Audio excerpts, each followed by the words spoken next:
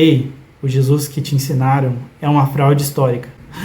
Deus, Jonas, como você pode dizer uma coisa dessa? Pois é, enquanto alguns dizem que ele era manso e suave, na verdade ele estava criticando muitos líderes religiosos daquela época e tinha até um apelidinho carinhoso. Sabe qual era? Raça de víboras. Até o João Batista utilizava esse apelidinho com eles. E a verdade que incomoda é que Jesus veio trazer a espada e não a paz. E muito provavelmente o Jesus da escola dominical, ele foi criado para te fazer obedecer. Mas o Jesus da história veio fazer você questionar. O Darcy Ribeiro tem uma frase que diz que o Brasil foi construído como um moinho de gastar gente. E às vezes eu acho que a nossa fé também. Pensa só, você serve um Jesus, você segue um Jesus que serve e legitima o sistema, ou um Jesus que expõe e subverte o sistema? Sabe por quê? O Jesus que realmente está lá em Mateus 23 é aquele revolucionário furioso dizendo: ai de vocês, escribas, fariseus, hipócritas, raça de víboras, como escaparão da condenação do inferno? Jesus não morreu por ser um bom moço. Ele não estava ali só fazendo caridade e morreu. Na verdade, ele foi executado como um insurgente político. Esse Jesus foi morto e pendurado entre dois bandidos, no método romano, reservado para terroristas e rebeldes. Veja, não é por acaso que o símbolo do cristianismo é uma cruz, esse símbolo de morte, a cruz. Nos próximos minutos, você vai descobrir 3 camadas de manipulação que colonizaram a sua visão sobre Jesus: a domesticação imperial romana, a branquitude europeia e a pacificação colonialista nas Américas. Mas o mais importante que você vai descobrir ao final desse vídeo é como recuperar o Cristo que os poderosos temem. Quando você for convidado para subir no lado da Fundação Casa de Jorge Amado, pra ver do alto a fila de soldados, quase todos pretos, dando porrada na nuca. O que acontece quando o Império adota a ideologia, a religião de um revolucionário que ele executou?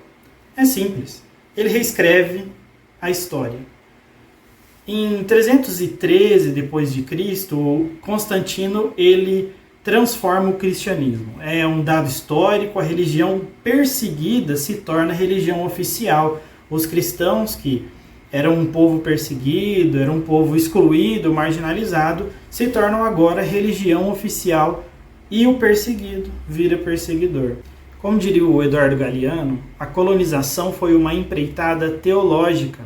Deus estava ao lado dos impérios. Mas que Deus é esse, Um Deus colonizado? Vamos entender melhor. Jesus reconfigurado não questiona autoridades, remove toda a crítica social do discurso, valoriza a submissão à autoridade, submissão ao império, desmobiliza a resistência. E esse boneco de ventríloco que chegou até aqui, esse Jesus refeito, remoldado, desenhado, reconstruído. Não é um Jesus, É um museu, na verdade. Ele é uma catequese forçada. É assim que a religião cristã chega na América Latina. É uma forma de genocídio indígena, um Jesus branco, tão branco quanto possível para um judeu palestino. É esse Jesus que nós estamos seguindo? Mas por que isso importa? Por que isso importa hoje? Na filosofia e pensamento decolonial, o Jesus, o Deus que você carrega, ele molda a sua relação com o poder. Em outras palavras, o Jesus que você conhece, ele influencia e molda todo o seu universo próximo. Um Jesus passivo produz cristãos passivos. Um Jesus colonizado produz cristãos colonizados. Um Jesus sem contexto político, ele produz uma fé alienada. Olha só, tem uma frase do Adilson Krenak, ele diz que o tempo, nosso tempo, ele é especialista em produzir ausências. Ausência de sentido de vida em comunidade, do próprio sentido da experiência da vida. E esse Jesus domesticado, ele cria essa ausência de sentido.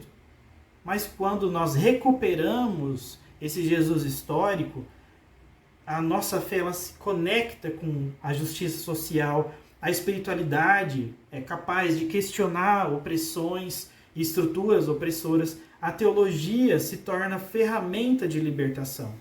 Por isso, alguns teólogos ali como Leonardo Boff, James Cone, Ada Maria Assis, Ivone Guevara, tantos outros, Musa do B, Eduardo Salles, o Luiz Dietrich, tantos e tantos outros teólogos, né, agora brasileiros citados, são interessantes para a gente repensar a nossa teologia. Mas o que fazer quando você descobre que o Deus que te entregaram foi manipulado? Ou como dizia os racionais, o que fazer quando a fortaleza tremeu e quase tudo ao seu redor melhor se corrompeu? Talvez seja a hora da gente começar a se questionar. Quais estruturas o seu cristianismo sustenta? Quais vozes o seu Jesus silencia? Que libertações a sua teologia impede? Tem uma poeta, Manuel Barros, ele dizia que é preciso transver o mundo.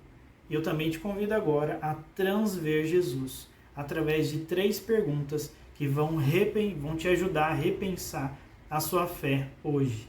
Primeira pergunta: o que mudaria na sua comunidade se você seguisse o Jesus que confrontou os impérios? Que textos sobre justiça e libertação foram omitidos na sua formação religiosa? E terceira pergunta: como você pode decolonizar a sua leitura da Bíblia a partir de agora? Bem, se fez sentido para você, compartilhe esse vídeo com alguém que precisa questionar o Jesus colonial que conheceu. Nos comentários me conta aí, qual aspecto do Jesus histórico mais desafia a sua visão atual de fé? No próximo vídeo a gente vai explorar algumas práticas concretas de decolonização da teologia. Eu peço que você se inscreva nesse canal, curta o vídeo, compartilhe com seus amigos, com seu grupo de estudos de teologia, lá com seus colegas da faculdade de teologia também. Como diria o Dom Pedro Casaldaglia, no final do caminho me dirão: tu viveste, tu amaste, eu sem nada abrirei o coração cheio de nomes. Que o coração da sua fé se encha não de dogmas coloniais, mas de nomes, os nomes daquele a quem Jesus amou primeiro. Os invisíveis, marginalizados, os que lutam por libertação. Eu te espero no nosso próximo vídeo.